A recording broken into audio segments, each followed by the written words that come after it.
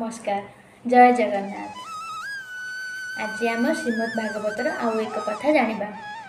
भगवान विष्णु नरसिंह अवतार कहीं नहीं से विषय आम आज जानिबा। एहार उत्तर लुचि रही श्रीमद् भागवतर एक अद्भुत कहानी रे।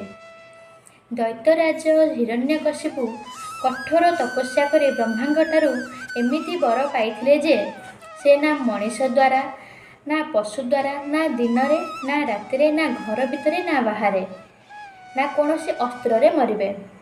ब्रह्मा भी केमिति वर देइथिले देखंदु। एही वर पाइबा परे से निजको सबुठारु शक्तिशाली मने कले एवं भगवान विष्णु का विरोध करबा आरंभ कले। किंतु तांकर निज पुओ प्रहलाद थिले भगवान विष्णु का परम भक्त।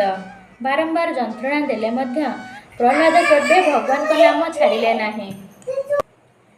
शेषरे हिरण्यकशिपु क्रोधरे पचारिले, तोर भगवान केउठी अछंती? प्रहलाद उत्तर देले, भगवान तो सबुठी अछंती, आपण कोन पचारछंती भगवान केउठी अछंती?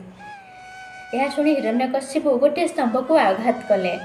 से स्तंभरू भगवान नरसिंह प्रकट हेले।